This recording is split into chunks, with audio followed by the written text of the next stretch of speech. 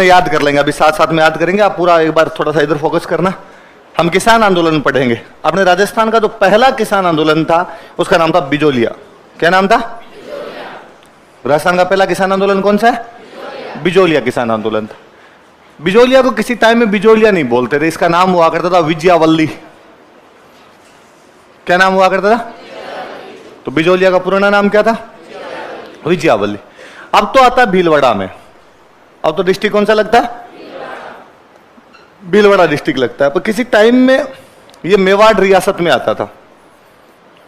तो भीलवाड़ा कौन सी रियासत का पार्ट था? मेवाड़। और ये मेवाड़ रियासत का प्रथम श्रेणी ठिकाना था। किस प्रकार का ठिकाना था भाई? अलग अलग रियासतों में अलग अलग प्रकार के ठिकाने होते हैं, फर्स्ट सेकंड थर्ड टाइप के।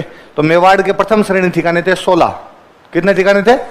16 फर्स्ट ग्रेड ठिकाने हुआ करते थे। उन ठिकानों में से एक ठिकाना जो हुआ करता था उसका नाम था बिजोलिया। क्या नाम था? बिजोलिया। पुराना नाम क्या था? कौन सी रियासत में आता था और किस प्रकार का ठिकाना था? किस प्रकार का था? अब कौन से डिस्ट्रिक्ट में पड़ता है? भीलवाड़ा। अब कौन से में? भीलवाड़ा। भीलवाड़ा डिस्ट्रिक्ट के अंदर। ये वास्तव में तो आप ज्योग्राफी पढ़ रहे होंगे इन दिनों में, आप पढ़ रहे होंगे कि यहाँ पे एक पठार पड़ता है। इस पठार का नाम है ऊपरमाल। कौन सा पठार है? ये मेवाड़ में जो भी पठार है, इस पठार का नाम क्या अपना? ऊपर। तो ये ऊपरमाल के पठार का इलाका था।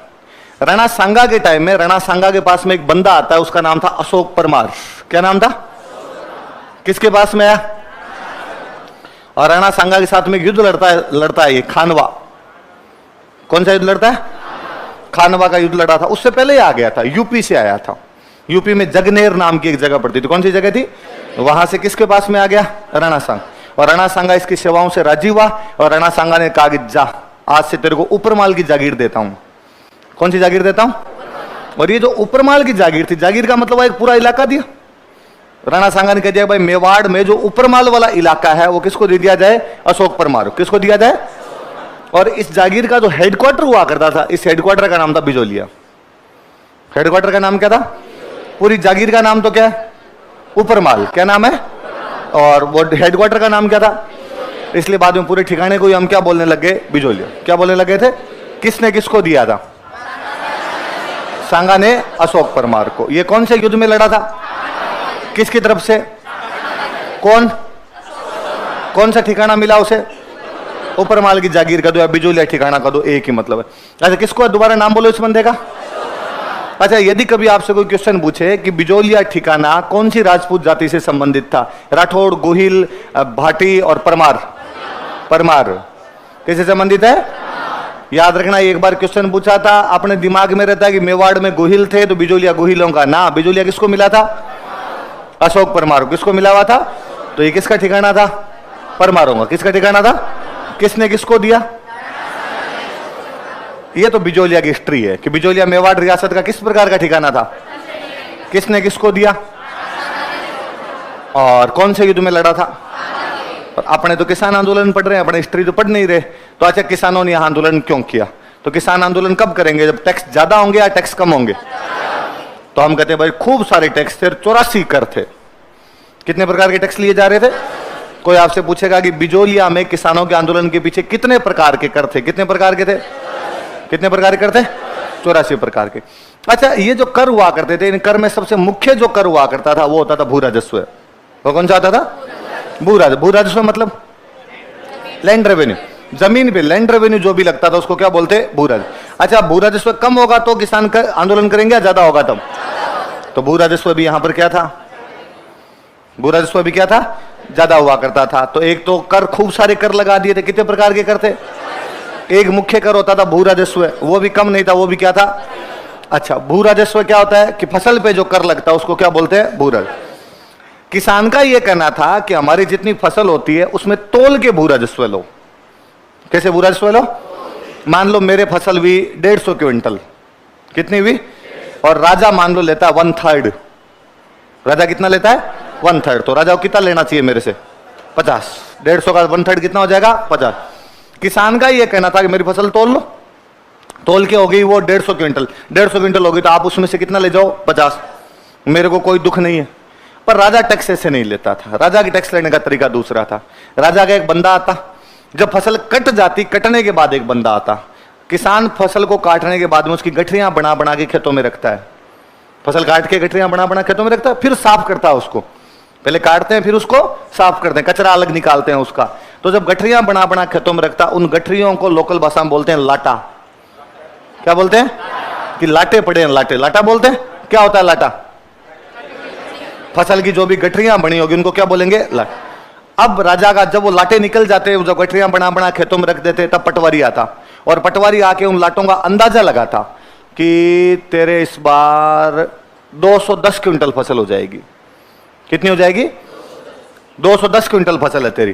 किसान कहता है कि नहीं है, ये 150 है, ये 210 नहीं होगी, मेरी कितनी होगी? 150। वो यार खूब अच्छी रे, ठेठ लास्ट तक पड़ी है एकदम, और 210 होगी, 210 का 1/3 लेंगे। 210 का 1/3 कितना हुआ? 70। कितना हो गया? तो उसने लिख दिया भाई इस किसान से कितना टैक्स लेना है अपने को? 70। अब किसान ने फसल साफ की, फसल साफ करके तोली, तोली तो वो भी 150। टैक्स लगना कितना चाहिए था? 50। राजा कितना ले गया? लगना चाहिए था 1/3, पर 150 में से 70 गया तो 1/2 हो गया, आधा चला गया। किसान इस वजह से परेशान थे। अंदाजा लगाते थे, लाटों का क्या लगाते थे? एस्टीमेट लगाते। एस्टीमेट ही हो गया भाई, इतने एक पड़े हैं, तोला तो नहीं उन्होंने, एस्टीमेट लगाया। एस्टीमेट लगाने को अपनी लोकल भाषा में बोलते हैं कुंता। क्या बोलते हैं? लाटों का क्या लगाते थे? अभी नवीन जी आए और नवीन जी आगे मेरे को कहे कि सर क्लास में कितने जने हैं, कितने बंदे हैं, मुझे नोट्स भेजने, और मैं यूं गिन के कह दूंगी यार ये तो 250 है, इसका मतलब मैंने कुंता लगा दिया आपका। क्या कर दिया? और मैं गिनूं आपको, मैं कहूं 1 2 3 4 बोलो, और फिर मैं फाइनली नवीन जी कहूंगी नहीं ये तो 194 है, ये तो गिनना हो गया। और मैं खाली यूं देख के अंदाजा लगा कर दूं 250, तो ये क्या हो गया? तो जब भी किसी का अंदाजा लगाया जाता है, एस्टिमेट लगाया जाता है, उसको क्या बोलते हैं? क्या बोलते हैं? कुंता। तो किसान किस वजह से परेशान थे? क्या होता है लाटा कुंता? लाटा तो फसल, कुंता मतलब अनुमान लगाना। फसल का क्या लगाते? किसान का कहना था भू राजस्व ले लो, लेकिन भू राजस्व तोल के लो। भू राजस्व के क्या मत लगाओ? हमारे कुंता मत लगाओ। क्या मत लगाओ? जब राजा क्या लगा रहा था उनके, सामंत क्या लगा रहा था? आई बात समझ। कितने प्रकार के कर थे? भू राजस्व कम या ज्यादा? तोल के लेते थे क्या? तो क्या लगाते थे? अच्छा, यह बिजोलिया में एक सामंत हुआ, उसका नाम था कृष्ण सिंह। क्या नाम था? क्या नाम था सामंत का? और इसने 1903 में कहा, कब की बात है? 1903 की। और इसने 1903 के अंदर कहा कि भाई साहब आज के बाद कोई भी किसान अपनी लड़की की शादी करेगा तो मेरे को 5 रुपए टैक्स देगा। आज के बाद कोई भी किसान अपनी लड़की की शादी करेगा तो सामंत को क्या देगा? टैक्स। कितने रुपए? इस टैक्स का नाम था चौंरी। टैक्स का नाम क्या था? क्या होती है चौंरी? शादी में फेरों वाला जो भी अग्निकुंड बनाते हैं उसको क्या बोलते हैं? जिसके घर में चौंरी बनेगी 5 रुपए देगा। तो किसके घर में चौंरी बनेगी? जिसके लड़की की शादी होगी। जो लड़के की शादी में तो अगले घर में बनेगी, यहां क्यों बनेगी अपने आप के अंदर? तो लड़की की शादी जिस किसान के भी घर में होगी उस किसान को क्या देना पड़ेगा? टैक्स। तो किसानों से लड़कियों की शादी के टाइम में जो टैक्स लिया जाता है उस टैक्स को क्या बोलते हैं? किसने लगाया था? कब लगाया था? 1903। कब लगा दिया था? किसने? कोई पूछे चौंरी कर किस पर लिया जाता था, कैसे लेते थे? लड़कियों की शादी के समय। कौन किससे ले रहा है? कौन किससे ले रहा है? सामंत है, वो किससे ले रहा है? किसानों से। सामंत कौन है? अच्छा, एक मेवाड़ में एक टैक्स होता था कि नया सामंत जब भी बनता था ना तो राजा को टैक्स देता। नया सामंत जब भी बनता और राजा को क्या देता? उस टैक्स को बोलते तलवार बंधाई। क्या बोलते? कौन किसको देता है? नया सामंत किसको देता है? यहां पे कृष्ण सिंह मरा तो यहां पे एक नया सामंत बना पृथ्वी सिंह। क्या नाम था? 1906 की बात है। कब की बात है? उसने राजा को टैक्स दिया। राजा को टैक्स देने के बाद उसने जनता को कहा तुम मुझे दो। जनता ने भाई हम किस बात का दें तुझे टैक्स? तो उसने कहा कि मेरा खर्चा हुआ इस बात का दो। तो तेरे से पहले वाले तो नहीं लेते थे। उसने कहा दुनिया में कई काम पहली बार ही होते हैं, इस बार ये टैक्स तुम मुझे दोगे। तो कौन से एक सामंत ने तलवार बंधाई जनता पर लगा दिया था? जबकि ये लगता कि कौन किसको दिया करता था?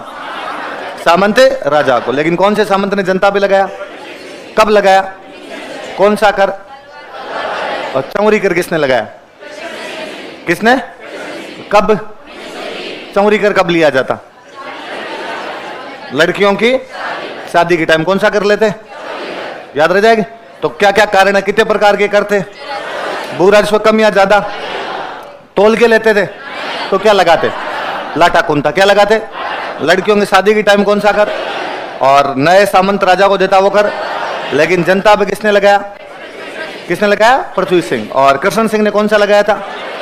कौन सा लगा दिया था? याद रहेगी बातें? तो कौन कौन से कारण है, दोबारा बोलो देखे। 84 कर, हाई लैंड रेवेन्यू, लाटा कुंता, चौरी टैक्स, तलवार बंधाई टैक्स। दोबारा बोलो देखे। 84 टैक्स, हाई लैंड रेवेन्यू, लाटा कुंता, चौरी टैक्स। और चौरी टैक्स किसने लगाया? और तलवार बंधाई किसने लगाया? कौन कब कैसे लगाते थे, समझ में आ जाएगी। चलो, अब ज्यादा टैक्स होंगे तो किसान आंदोलन करेंगे कि राजी हो जाएंगे? मजा आ गया, पक्का? लो तो आंदोलन करवा देते हैं। अच्छा, यहां जो अब बिजोलिया किसान आंदोलन 3 चरणों में हुआ था। कितने चरणों में हुआ था? पहला चरण शुरू होता 1897 से लेके 1914 तक, या 15 तक, मान लो 15 तक लगभग। 97 से लेके कहां तक? इसका मतलब आंदोलन शुरू कब हो गया? कब आंदोलन शुरू हो गया था? 1897। कब शुरू हुआ आंदोलन? 1897। एक गांव पड़ता था गिरधरपुरा। कौन सा गांव पड़ता था? कौन से गांव से शुरू हुआ? कब शुरू हुआ? 1800। जिन किसानों ने आंदोलन किया था उन किसानों की जाति थी धाकड़। कौन से किसान थे? धाकड़ वैसे नहीं है आप समझो कि छोरी धाकड़ वैसे किसान धाकड़ है ना, धाकड़ जाति है। धाकड़ क्या है? कोई पूछेगा कि बिजोलिया किसान आंदोलन कौन सी जाति के किसानों द्वारा किया गया था? कौन सी जाति के किसानों द्वारा? कौन से गांव से? कब हुआ? क्या था? गिरधरपुरा के अंदर एक मृत्यु भोज का कार्यक्रम था। किसका कार्यक्रम था? मृत्यु भोज जानते हो? मौसर। एक दिन पढ़ा था रीति रिवाज, तो मौसर का कार्यक्रम था। तो अपने क्या होता है गांव में जब मौसर का कार्यक्रम होता है तब आसपास के 10-12 गांव टूट के पड़ते हैं, खाना खाने के लिए आए जाते हैं 10-12 गांव आसपास के। तो धाकड़ों के 10-12 गांव वहां पर आए हुए थे। कौन से गांव में? और मौसर में आदमी दुखी भी नहीं होता है, आराम से लड्डू खाते हैं, ढंग से शर्त लगा खाते हैं मैं 5 किलो खा जाऊंगा, और ढंग से यूं खा खुआ के तोंद पर हाथ फेर के बाद में कहते हो अरे मजा ही नहीं आया, 5 पकवान तो बनाए नहीं थे, और घी डालडा है तो वैसी बातें और करते हैं, देसी घी के इन्होंने नहीं बनाए। तो वहां पे भी धाकड़ किसान इकट्ठे हो रखे थे, बातें कर रहे थे। बातों बातों में उनमें वैसी बातें होने लग गई, यार बाकी छोड़ो रे यार, ये तोल के और नहीं लेते टैक्स, और क्या लगा रखा अपने पे? तो लाटा कुंता। क्या